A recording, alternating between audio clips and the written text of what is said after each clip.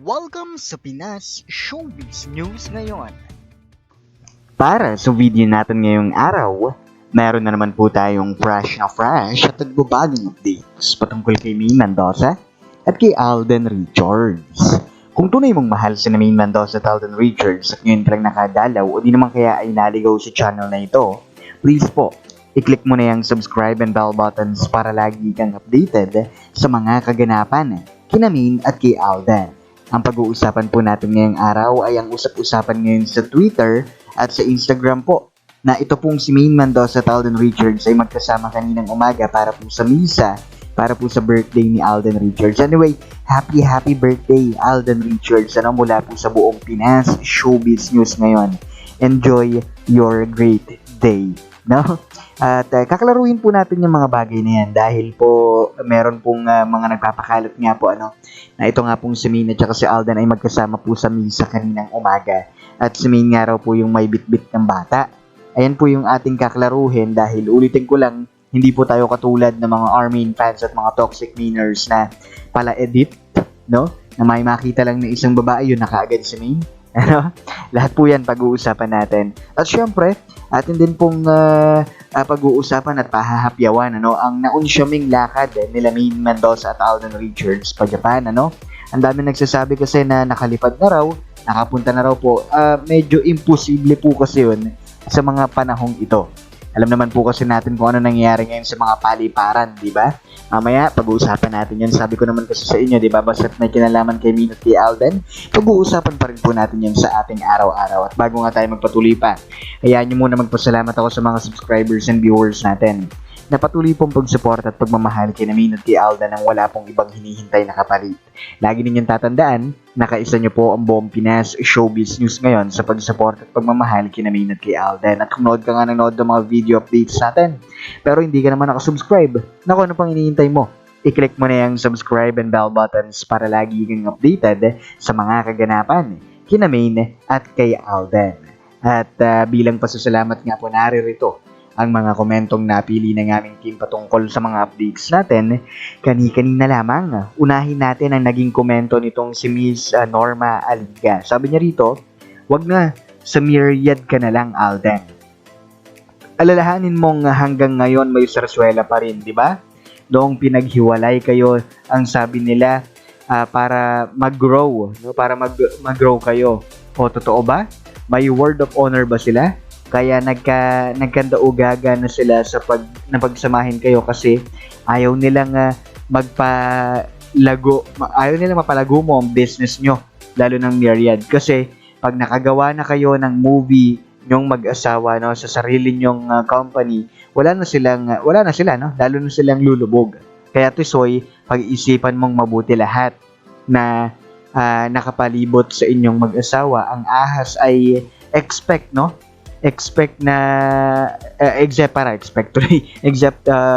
Henyo, Master Joey De Leon, Wally at Jose. Sa kanila lang kayo magtiwala, wala nang iba. Lahat ay ahas na. Thank you, Mr. Pinas, sa updates mo. Mahal natin ang phenomenal couple. Happy New Year sa lahat ng family mo, especially sa inyong maglola, no? May our Almighty God bless, guide, and protect us all, especially Fulkerson Jr. family from Canada. Thank you so much din po, no? At sana nga po, Miss Norma Aliga, kayo po ay palaging okay dyan sa Canada kahit na alam natin napakalamig po ngayon dyan. Di ba? And with regards to your comments po na sana nga po mapag-isipan muna ni Alden Richards, sana nga po talaga. No? Palakasin na lang po muna niya ang Myriad Corporation para nga naman produce lang ng produce, no? Hanggang sa lahat na po ng mga movies nila, sila na pong gumagawa. Di ba? At para naman po sa ikalawa nating komento, ito naman po yung mula naman kay Miss Agnes Heraldo. Sabi niya rito, thanks sa update, Sir Pinas. Kay Alden, baka isa sa kondisyon ay bawal magpakilig, Huwag magpakita ng senyales na may relasyon silang dalawa ni Maine kasi masisira ang sarsuela. Suportahan ang sagot ni Maine sa interview na wala silang relasyon. Opinion ko lang, Pag totoo, malamang hindi tatanggapin ni Alden ang kondisyon at huwag ka nang pumasok sa Itbulaga na ipaglaban na ang karapatan kay Maine.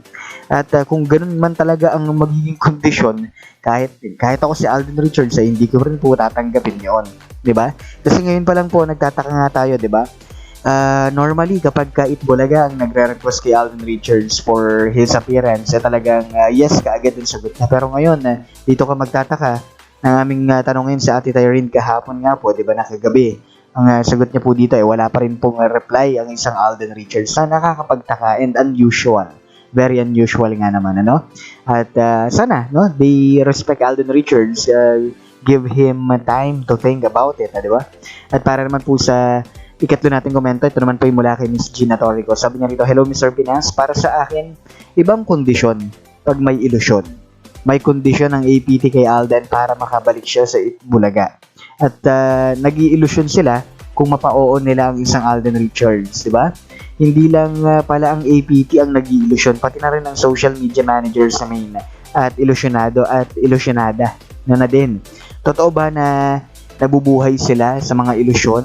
Sa APT, sa social media managers na may iba ang noon, iba ang ngayon. Uy, gising, katotohanan at huwag mag-ilusyon.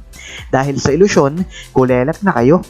Ang mga matatalinong True-Blooded Alden Nation at Maychard ay kibit-balikat na lamang sa inyong pang-aasar. Sa bagay, di na estranghero o estranghera ang fandom sa kagaya ninyo, no? Naway hindi pa huli ang lahat. Kayo ang humuhukay ng sarili ninyong kabiguan. And I agree with your statement, Miss Gina Torrico, lalo na po doon sa totoong nabubuhay sila sa mga ilusyon nila. Dahil po, ito pong sarsuela, ito pong showbiz, no? Sa lahat ng mga pinapalabas nila in public, dyan po sila humuhugot ng pera nila. Diba? Sabi nga nila, diba, kahit na bad publicity yan, publicity pa rin po yan. Thank you so much to your comments, no? At God bless po and Happy New Year po ulit sa inyo. Ngayon, pag-usapan natin, ang dami na pong nagpapakalat sa social media. Ang dami nagsasabi na ngayon daw po umalis, no, nakaalis na raw po ng bansa si Alden Richards, kasama sila Daddy Bay, kasama si ganito ganyan, kasama si ganyan, papunta ng Japan, ano? Pero ito ho, no, let me just be frank with you. Ayoko pong, I just don't want to burst the bubble, no, na meron po kayo dyan. Pero ito ho yung aking sinasabi dito. Hindi naman po lingid sa ating kaalaman na nagkaroon po ng problema sa radar ang buong Pilipinas, ano, pagdating po sa mga air traffic na tinatawag po nila. Kaya nga po, walang makabiyahe na pabalik at paalis ng ating bansa, no, mula pa po kahapon, January 1, 2023. Mula pa po kahapon, no? At nagkaroon po ng partial na paglipad. Partial pa lang po yun, kundi ako nagkakamali. Ito lang yung talagang very urgent po talaga na lakad, no, na nangyari po kahapon ng hapon at kaninang madaling araw lang po. Yun pa lang po yung mga flights na nagmumula po sa Pilipinas. At meron po tayong kaibigan na nagmula nga po sa Japan. At ang sabi nga po sa kanila, no, 6 hours silang palipad-lipad at hindi makalapag. Dahil nga po wala pa pong go signal sa Pilipinas. Hindi ko po alam kung ano yung main issue patungkol po dyan sa mga paliparan natin, ano. Sabi nila may nagloko lang daw po, no, na radar. At mahalaga po ito dahil kung wala po nito, maaari pong magkabungguan, no, ang mga eroplano at hindi ho magkakaroon ng magandang schedule ang mga paglapag at paglipad ng mga eroplano. Kaya po nagkakaroon po ng problema at imposible po na makaalis po kaagad ang isang Alden Richards sa bansa kung ganun po ang sitwasyon. Kahit na sino pang celebrities ang mga nandoon.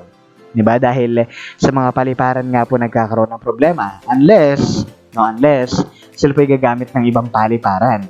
At yun ang hindi pa po natin alam, ano, dahil po ngayon kinakamusta pa po natin itong sila Mama Ten kung ano na nga ba nangyari. Okay? Sana po naipaliwanag ko sa inyo ng maayos ang tungkol po dyan sa pag-alis-alis papunta ng Japan. Now, let's go with this picture.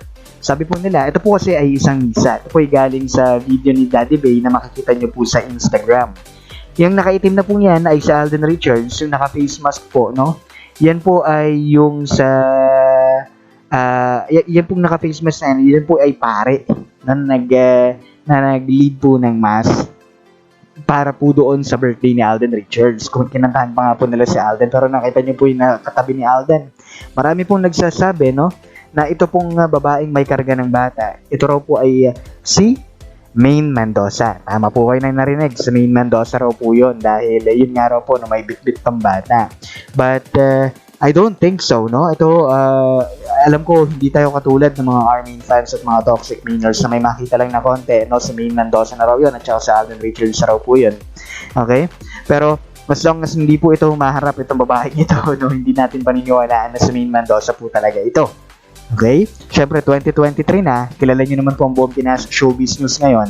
Hanggat hindi sigurado, wala pong pagkukumpirma na magmumula sa amin. No? And we don't tolerate things, no? Kasi ang ginawa po ng iba, pinutol lang yung video, pero sa kabuuang video na in-upload ni Daddy Bay, hindi po pinansin ni Alden Richards itong babaeng may dala ng bata. Maaaring hindi niya kilala, no? Or, kasi kung alam naman natin yan, kung si Maine Mendoza talaga yan, si Alden Richards pang kukuha ng bata. Diba? Pero again, hanggat hindi umaharap, let's stick to the motto of Alden Richards na to see is to believe. Muli ito po ang Pinas Showbiz News ngayon.